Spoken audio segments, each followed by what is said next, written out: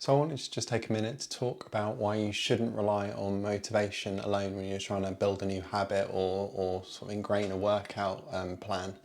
And I'm going to use the example of a recent case of a player I've been working with. So this is kind of an elite golfer, exceptionally talented, a very hard-working player.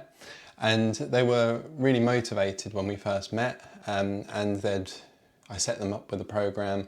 They worked really hard for the first week or two, and then they kind of stopped. And we reviewed a month later, set them up with a plan again, got them on track. They worked really hard. 1 or 2 weeks in, they stopped. And this cycle repeated itself for 2 or 3 months. And the player was sort of saying, oh, I just need to be more motivated. And they just felt like motivation wasn't there sometimes.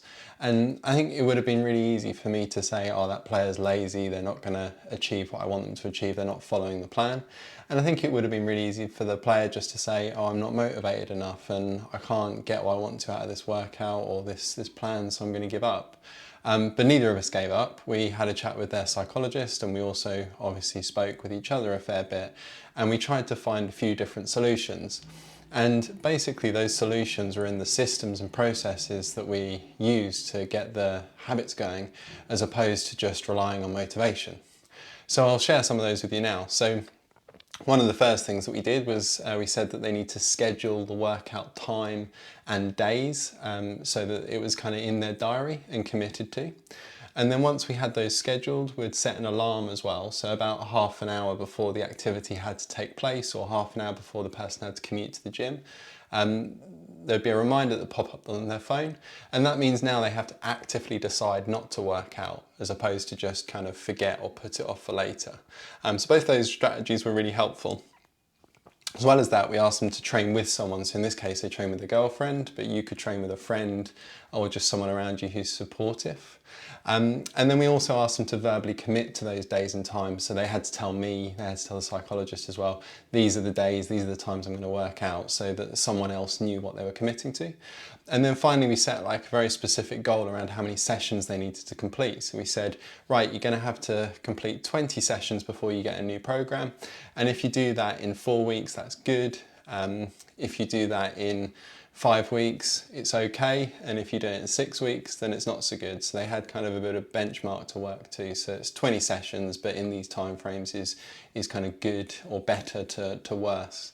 And then we set them off on their way, and we obviously had to continue to review that process. And if you try any of these things out yourself, I'd encourage you to review that process.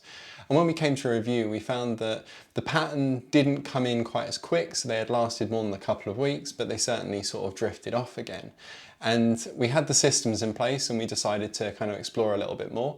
And we basically found out that the athlete's sleep strategy wasn't very good, or their sleep schedule wasn't very good. So they were staying up quite late on their phone.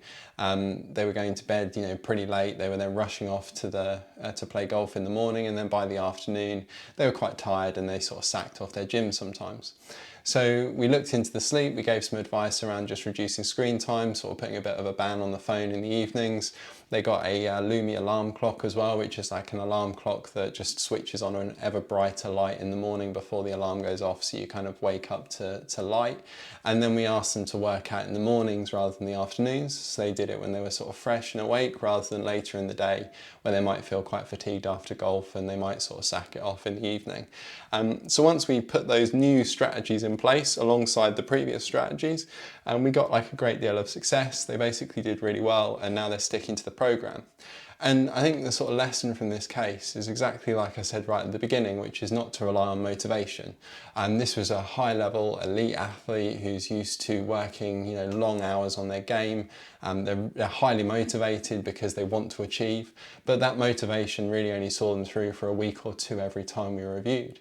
But when we put those kind of systems in place of, scheduling specific days and times, setting reminders on the phones, working out with someone else, verbally committing by sharing with other people what your intentions are, setting the goal of hitting the 20 sessions before you get the program update, and then tracking and reviewing, and then ultimately impacting kind of the sleep and the scheduling and the timings that we agreed on, we're able to be successful. So if you're trying to implement a program yourself, you're maybe not being successful, you feel like you're not motivated enough, I'd encourage you to look at your systems, maybe try some of the things that I've suggested there, or indeed sort of try some of your own ideas. I hope you found this useful.